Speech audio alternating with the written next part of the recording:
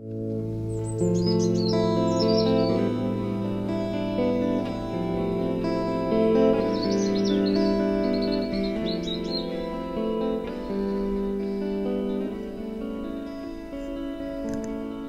of you have been with us all during Lent, and you know we've explored for 6 weeks now the story of the prodigal son. And now, this 6th Sunday of Lent, we roll that story back into the entirety of the 15th chapter of Luke, often called the lost and found department of the Bible.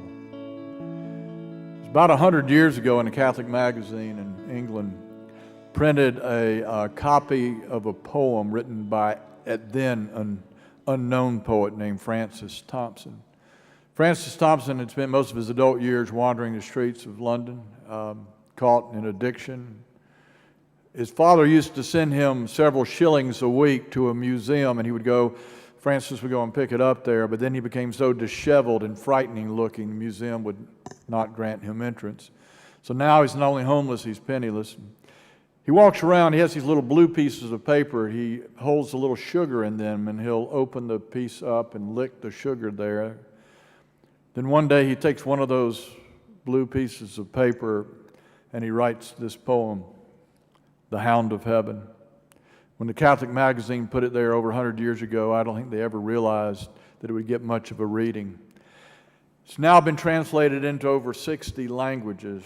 Robert Frost, the American poet, one day, he was a young aspiring poet at the time. He walks into a Massachusetts bookstore and he stumbles on a copy of it, and he empties his pocket of his cab fare to purchase it. Eugene O'Neill, the American playwright, memorized all 173 verses of it. I fled him down the nights and the days, and I fled him down the arches of the years.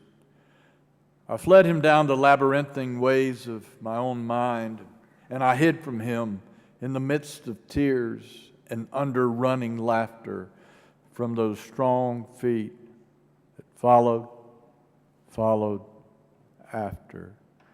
Did you hear those feet there as we read the 15th chapter of Luke? They were all over the place.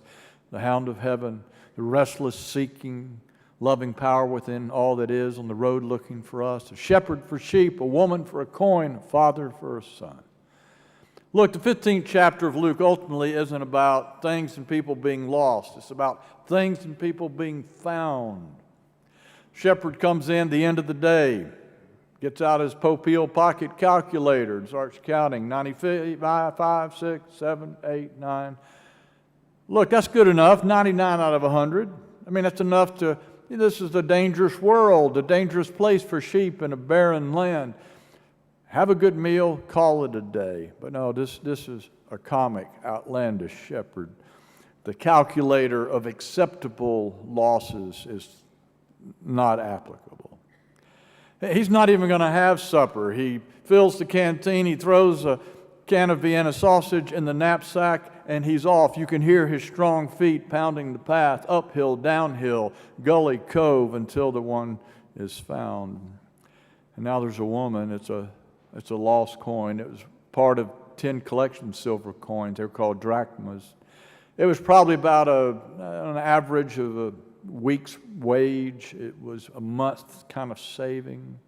Just one coin among the 10, but maybe it was just that last sum that would make the temple payment or the offering. I don't know, but to the woman it was significant.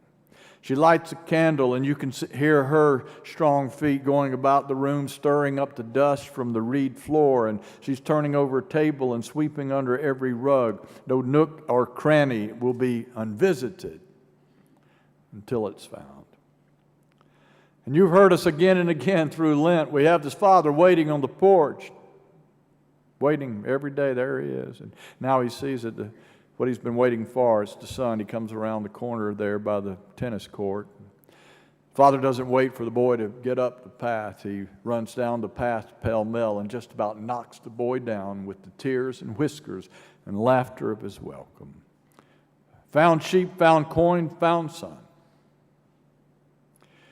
I got out of theology school, and there was this national evangelical campaign going across America. It was called the I Found It campaign. And there were billboards, and there were little blurbs on the radio and the TV, and people just kind of piquing your curiosity. I found it. Well, what did they find? Well, toward the end of the campaign, there were great meetings in arenas, and there were now commercials on TV. God was the one who was found. Well, has God ever really been lost? I know the program was well-intentioned, but doesn't it get Luke 15 backwards? If we seek, it's because we have first been sought. How else are we going to explain this man with God in his eyes who talks about the shepherd looking for the sheep, not the sheep for the shepherd? Now, Jesus is more than the teller of the seeking God, isn't he? Doesn't he actually become the embodiment of it? The flesh and blood, strong feet of God following after all of us. We've been talking about this wayward son and his rebelliousness. There he is in the far country. I want you to think about Jesus following the excessive prodigality of God's love. What does he do? Out of obedience, he shows up in our far country, brokenness. Isn't that the way the New Testament introduces Jesus? Think of it. Jesus is the shepherd looking for the sheep. He is the woman after the lost coin. He is the father running down the path toward the Son. You see it all throughout the New Testament, the energy of that. Time and time again, Jesus seeking, searching. He would cross a public square. He would push away through a crowd to engage a Samaritan woman at a well, a little sawed-off social disaster named Zacchaeus up a sycamore tree. Now, this is not about us climbing up to heaven. This is about heaven climbing down to us and the restless, seeking love of God. And friends, we're getting ready to move now into Holy Week. And I hope, as Luke prayed in his prayer, you'll pause long enough to think how far God will go in that search. Now, I know Jesus had really strong feet, but he was also made of the same stuff that we are. I have to think there were times that feet thought about stopping in the path, turning 180 degrees and walking away. Right before he told the story of the prodigal son. What does it say there? How does Luke 15 begin? Well, the Pharisees they are rattling Jesus' cage. They are telling him, they're hurling insults at him. Why are you eating with these kind of folks? Why would you listen to somebody like this rabbi? These are the very people that Jesus has come to save. Don't you think at times Jesus said, I'm just going to turn in the keys. I'm going to give it up. Why bother? But he didn't. He moved on. Those strong feet kept following after all of us. And they got him right there to a place above the Kidron. He's looking now over the Kidron Valley. He sees Jerusalem. He's setting his face to Jerusalem. He prays over the city. He knows what's happening. He knows what Jerusalem is about.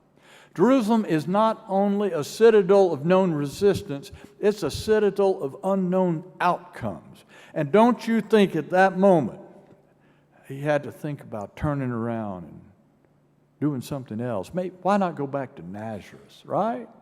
Get married, have a family, take up carpentry again. But he didn't. Those strong feet wrapped themselves about a bandy-legged donkey, and he entered the city. You remember then, later that week, he's had the Passover meal, and now his sandaled feet shuffle through a garden. It's called Gethsemane. And he falls to the ground and claws at the ground and prays that the cup might pass from him.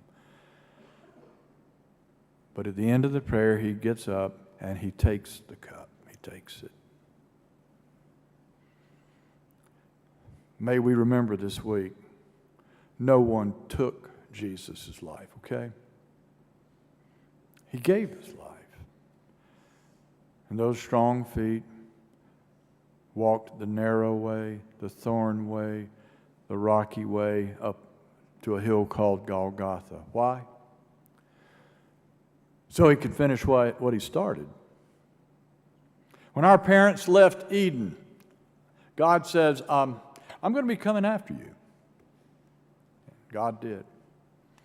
Every time we chose something less than God and less than covenant and less than life, God was there choosing us. And this project of redemption and restoration has now been completed. Why? Because Jesus carries self-giving, seeking love as far as it can go. As far as it can go. And now all that alienation, all that separation, it's been bridged once and for all. Well, all about Asheville, all about the world this week, you're going to have preachers talking about the atoning work of Jesus' death. A lot of those sermons are going to be rooted, at least a watered-down version of a theologian named Anselm. He wrote in the 11th century. He did his best. It's hard to try to explain atonement. I'm sure he did his best. But his language was seeped in Roman legalism. And God was described as kind of an infinite feudal lord. And every one of us, we're vassals in that feudal system, and we owe total obedience. So when we sin, well, there's a reparation that must be made to the feudal lord. And since we have dishonored an infinite one, it requires something from another infinite one. And so Jesus becomes the appropriate sacrifice. Okay. Now, try to fit that, though, into the story of the prodigal son. Just doesn't really work, does it? The son didn't sin against a feudal lord, but a father. Now, Anselm, to hear him tell it, there is going to be no welcome home party. Oh, not until legal reparation has been made. Not till some kind of other elder brother all together volunteers to be flogged and beaten and crucified. Now, I just don't think Jesus would tell it that way. Listen to what he's doing here. Do you think we should take our cue from Jesus? He doesn't use the language of a feudal court. What does he use? He uses the language of the family. I think at its heart, atonement is about the excessive persistence of a father to have a family. And that the reach of that love without bounds. Wide is that embrace, irresistible, determined. God's determined to have a family and to have us all at the party of grace. Please let us not make atonement and Jesus having to pay a price to get a dues collecting God off our back. Okay? Paul said it best. He said, God was in Christ reconciling. When Jesus got to the end of the story, the prodigal son, sometimes I get my hands a little busy here and use your hands. Speakers do. Do you think Jesus maybe used his hands and maybe used his arms, kind of spread them? When he started talking about that welcome home with the Father, spread them a little bit. Maybe he looked into the eyes of some of the people who were listening to him, and some people say, well, it's a good story, Jesus, but I just think it's too good to be true. You don't know what I've done, what I've left undone. I just don't think there can be such a welcome for me. So maybe he spread those arms really wide to say yes. I don't know what he did when he told the story, but you and I know what he did later. No. Yeah. He opened his hands to receive the nails. And he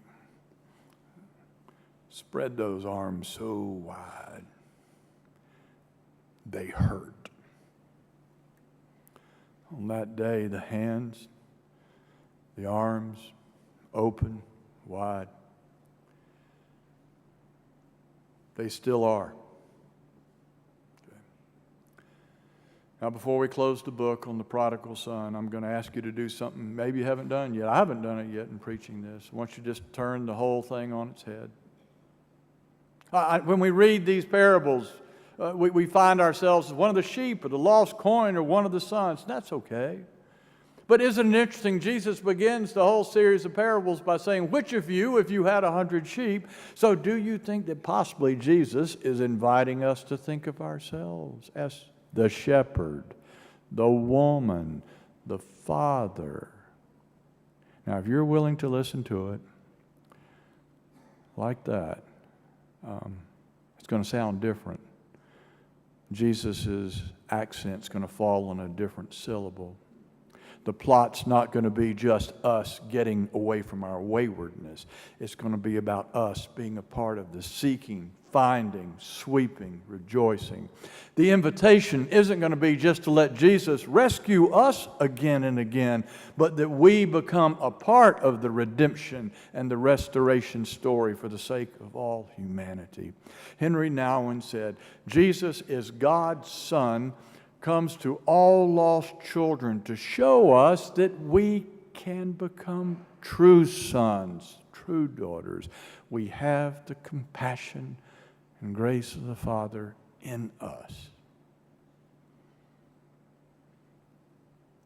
Jesus, I know for me a lot of times, is both my problem and my promise.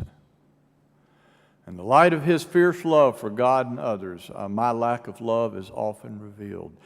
But He's also not just my problem, He's my promise.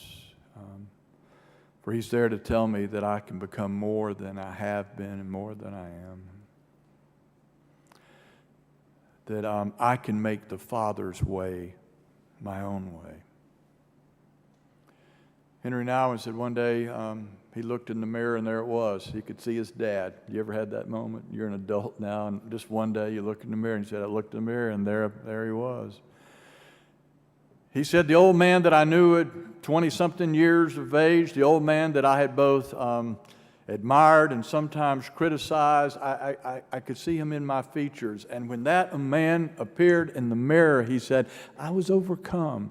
I was overcome with the awareness that all the differences I had been aware of most of my life, they were nothing. They were nothing compared to the similarities.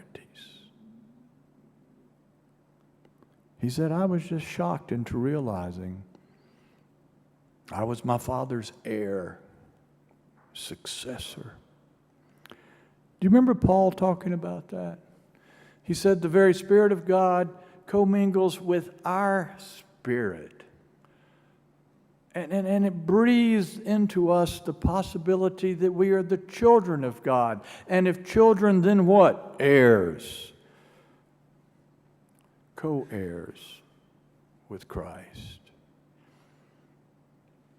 We can make the Father's way our way.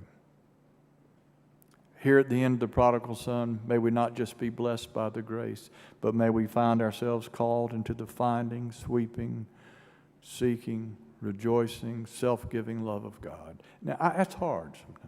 And when there are days we're just not up to it, we look around and we see humanity around us, and we say, I'm not sure I can have the Father's compassion for that one or this one.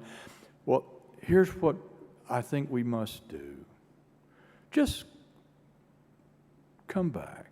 Do it this week. Just spend some time at the foot of the cross and just let that love flow mingled down. Spend some moments where you remember what it was like to be kissed by grace. You could hear the music begin. You could see the banquet table spread. You could sense the welcome home, and great was your rejoicing. Friends, when we've been loved like that, I do not believe we can keep it to ourselves.